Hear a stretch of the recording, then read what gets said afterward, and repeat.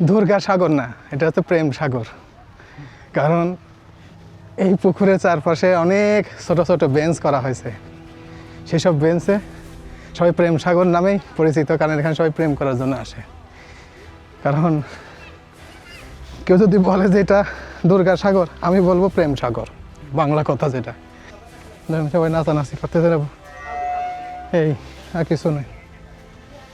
এইটুকুই লাভ, আর কোনো লাভ নেই। আর এই যে দুটো অবলা পাখির আটকায় রাখছে, খাবার দেয় কি আল্লাহ জানে, কি খাওয়ায়।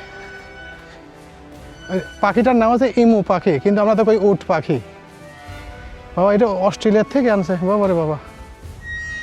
আসসালামু আলাইকুম ভিউয়ার্স, আশা রাখি আপনারা অনেক ভালো আছেন। আমি আল্লাহর রহমতে অনেক ভালো আছি। আজকে আমি এসেছি বরিশাল বিভাগের ঐতিহাসিক একটি রিসোর্ট দুর্গাসাগর, অর্থাৎ দুর্গাসাগর দিঘি দেখতে এসেছি। তো দুর্গাসাগর দিঘি আসলে নিজ চোখে না দেখলে কখনো বিশ্বাসই করতে পারতাম না একটা শহরের প্রাণ কেন্দ্রে এত বড় একটা দিঘি। আসলে দিঘিটা দেখে আমার কাছে খুব ভালো লেগেছে, বিশেষ করে এত বড় একটা জলরাশি, মাঝখানে একটা দ্বীপ। তো দিঘিটা ঘোরার আগে দিঘি সম্পর্কে কিছু ইতিহাস আপনাদের সামনে শেয়ার করি। 1780 সালে চন্দ্রদ্বীপের পঞ্চদশ রাজা শিব নারায়ণ এই বিশাল জলধারাটি খনন করেন। তার স্ত্রী দুর্গামতির নামানুসারে এর নামকরণ করা হয় দুর্গাসাগর। 1974 সালে তৎকালীন সরকারের উদ্যোগে দিঘিটি পুনরায় সংস্কার করা হয়। বর্তমানে দুর্গাসাগর দিঘির উন্নয়ন ও পাখির অভয়ারণ্য নামে একটি প্রকল্পের অধীনে বরিশাল জেলা প্রশাসন দিঘিটি তত্ত্বাবধান করছেন। সম্পূর্ণ দিঘিটি উঁচু সীমানা প্রাচীর দিয়ে ঘেরা। এর দুই দিকে প্রবেশের জন্য দুইটি গেট আছে। দিঘির মাঝখানে জঙ্গলপূর্ণ একটি ছোট দ্বীপ আছে। শীতকালে এখানে অতিথি পাখির সমাগম হয়। চৈত্র মাসের অষ্টমী তিথিতে হিন্দু ধর্মাবলম্বীরা এখানে পবিত্র স্নানের উদ্দেশ্যে সমবেত হয়।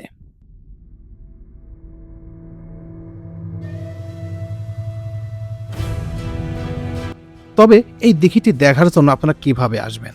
বরিশাল শহর থেকে প্রায় 12 কিলোমিটার উত্তরে স্বরূপকাঠি বরিশাল সড়কের মাধব পাশাইয়ের অবস্থান। শুধু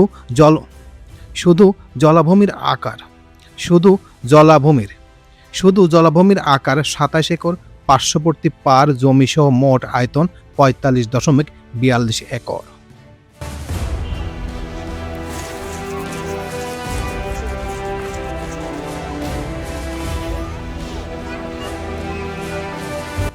তবে দুঃখের বিষয় কি শুনবেন?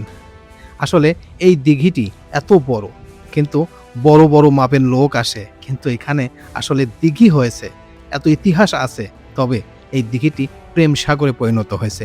এখানে উঠতি বয়সী অনেক যুবক যুবতী এখানে এসে প্রেম করে, সময় কাটায়, এক কথা তাদের পার্সোনাল কাজে ব্যবহৃত হয়। এটা কিন্তু সরকার নিয়ন্ত্রিত, সরকারের পুলিশ প্রশাসন এটা নিয়ন্ত্রণ করে, তারপরেও এখানে এক কথা অবৈধ কাজই বেশি হয়। তো সরকারের দৃষ্টি আকর্ষণ করব এটা পর্যবেক্ষণ করা, এবং এই যে আশেপাশে যে অনৈতিক কাজগুলো হয় সেইগুলো একটু দেখভাল করার। আপনি কোথা থেকে আসছেন? কি এটা উদ্দেশ্য না অন্য কোনো উদ্দেশ্য?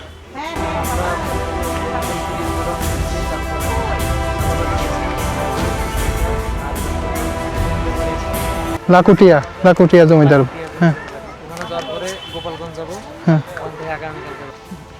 কবে করবে জানি না। অনেক বড় তো,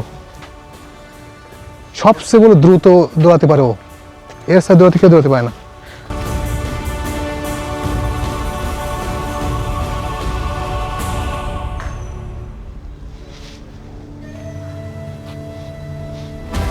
এরকম কি কোনোদিন জীবনে ভাগ্য খারাপ না ভাই? কোনোদিন খাই না রে ভাই। হ্যাঁ, এমনি করছি জীবনটাই একেবারে লস ভাই, তুমি জানো না তাই। হ্যাঁ, ও খায় আমার ইজ্জত থাক মানে। হ্যাঁ,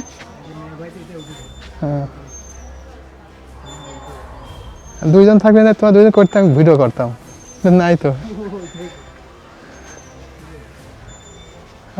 ওইটি যদি ওরা না থাকলে ঘুরতাম। চলো আসো কোনটা। হ্যাঁ, শেষকালে ঘুরে গেলে এসে ঠ্যাং ভেঙে গেলে কেউ দেখবি না, এমনি কেউ দেখে না এখন। কি কারণ দুর্গাসাগর নাম আছে? আমার নামটা কও আগে। মানুষ তো এটা এ হয়েছে ভুয়া দুর্গাসাগর নাম মিয়া। এটা কি?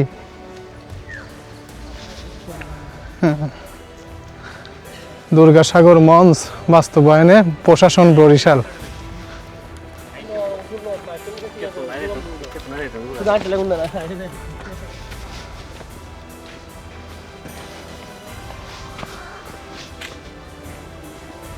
হ্যাঁ, ও ঘাটলা তো ওই দিক মনে হচ্ছে মিয়া। কোন দিক আইছে? ওই যে ঘাটলা। হ্যাঁ,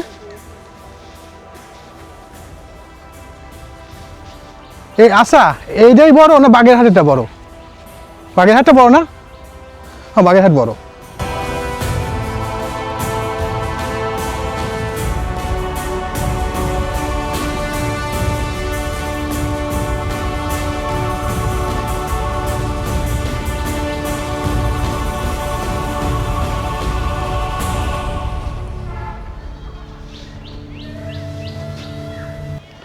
আসছি একটা ঐতিহাসিক জায়গা দুর্গাসাগর।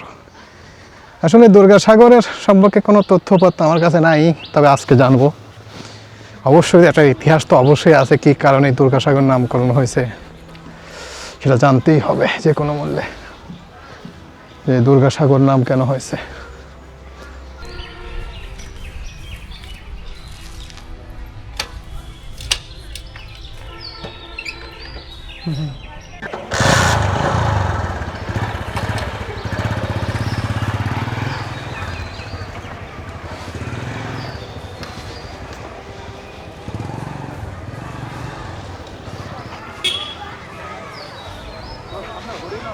কই স্টে করবেন কোথায়? হ্যাঁ, আপনারা কি ব্লগই করেন? তাহলে এই জাস্ট ঘোরা? আমরা 3-4 মাস পরেই এক জায়গায় ঘুরতে যাই। হ্যাঁ, গতবারে গেছিলাম সীতাকুণ্ড, গুলিয়াখালী সি বিচের নাম শুনছেন? হ্যাঁ, হ্যাঁ। গুলিয়াখালী, নটালিয়া, তারপরে কয়েকটা জলপ্রপাত আছে সীতাকুণ্ড পাহাড়ে, হুম। ওগুলো ঘুরলাম 3 মাস আগে। এখন আসছি বরিশাল, আগে আসি নাই তো। বরিশাল কুয়াকাটা যাবেন না? এখন না, আমার সময় হবে না তো। হ্যাঁ, হবে না। এখান থেকে 150 কিলো, 150 কিলো এখনো। একদম পটুয়াখালীর লাস্ট মাথা, হ্যাঁ, ও শেষ, মানে এক কথা, ওর পর আর কিছু নাই, বাংলাদেশ নাই। ঠাকুরকুন্ড। তা, চ্যানেলের নাম কি? কুষ্টিয়ার আলো। আমার বাড়ি কি কুষ্টিয়া? আমার এমনি বাড়ি রাজবাড়ি। হ্যাঁ, আমার বাবা ওখানে চাকরি করে দেখে আমার। আমার বাড়ি হচ্ছে আপনার গলন্দ। গোয়ালন্দ, আমার বাড়ি কুষ্টিয়া আর আমার খালাতো বোন দিয়েছে আপনার কালোখালী জংশনের ওখানে। জাংশন। তো আপনারা যে ভালো দেখছো, আমরা আমরা সময় পাই কিন্তু এই যাওয়ার এনার্জি নাই, সত্যি কথা যেটা। যে আপনি দেখেন চট্টগ্রাম থেকে আসছেন, এই যে ঘুরতেছেন, বিশাল ব্যাপার। কিন্তু শিক্ষা নাও, শিক্ষা নাও, খালি সারা জীবন চাকার পিছিয়ে দৌড়াইলা। ঠিক আছে, আসসালামু আলাইকুম। অবশেষে চলে আসলাম বরিশালের সেই ঐতিহাসিক দুর্গাসাগর। এই যে আমার সামনে যেটা দেখতেছেন, এইটাই সেই ঐতিহাসিক দুর্গাসাগর। কত বড়, কত বড় একটা সাগর, না পুকুর। মানুষ বল নাম দেখে দুর্গাসাগর, কিন্তু এটা তো আসলে একটা পুকুর। এই যে একটা ঘাটলা দিয়ে নিচে নামতেছে, দুর্গাসাগর।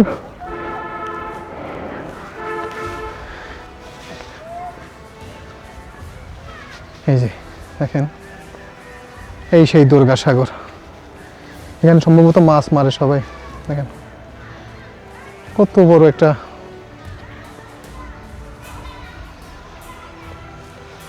আচ্ছা এই দুর্গাসাগর নামকরণ হলে কি কারণে? দুর্গার নামে কেউ ছিল নাকি এখানে? না, অতিথি। কোথা থেকে আসছেন? ও, কাছেই, তাও জানেন না?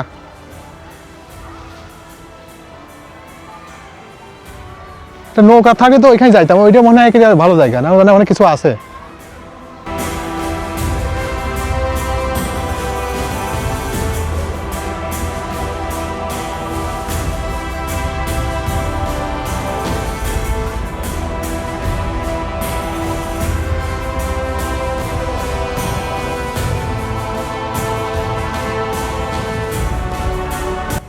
দুর্গাসাগরে আসছি আমরা, কিন্তু এই পুকুরটার নাম দুর্গাসাগর কেন হয়েছে কেউ কি জানেন? আমি তো জানি না। এই দুর্গাসাগরের ইতিহাস জানতে হবে যে কী কারণে এটার নাম দুর্গাসাগর দিয়েছে। তবে বিভিন্ন মানুষের কাছে শুনছি দুর্গা নামে তো একজনকেই চিনি, সে হচ্ছে হিন্দুদের বড় দেবতা, তার নামে এর নামকরণ হয়েছে, না এখানে দুর্গা নামে কেউ ছিল নাকি। তবে পুকুরটা অনেক বড় একটা পুকুর, তবে পুকুরের মাঝখানে যেটা দেখছেন এটা দ্বীপ টাইপের, ওইটা বলে একটা অজানা রহস্যময়, ওখানে কেউ যায় না। ওখানে গেলে বলে অনেক মানুষ ফেরেও না, মারা যায়, অনেক অসুস্থ হয়। আসলে ওখানে যে কী আছে একমাত্র আল্লাহ তাআলাই জানে, কারণ এর ভিতরে যে কী আছে কেউই বলতে পারে না, যে সেই জন্য ওখানে কেউ যায় না। নৌকারও কোনো ব্যবস্থা নেই। দেখেন এতবার একটা স্থাপনা, তবে এখানে একটা নৌকা থাকলে মনে হয় ভালো হতো, নৌকা নাই। তবে এই দুর্গাসাগর, ওরে বাবা। তো এই ছিল মোটামুটি আমাদের আজকের জার্নি, অর্থাৎ দুর্গাসাগর সম্পর্কে কিছু তথ্য, এখানে বর্তমান কি অবস্থা সেটার তথ্য সব কিছু আপনাদের শেয়ার করলাম। যদি এই ভিডিওটা আপনাদের কাছে ভালো লেগে থাকে তাহলে অবশ্যই লাইক, কমেন্ট, শেয়ার করবেন। তো সবাইকে ধন্যবাদ জানিয়ে এখানে শেষ করছি। আল্লাহ হাফেজ।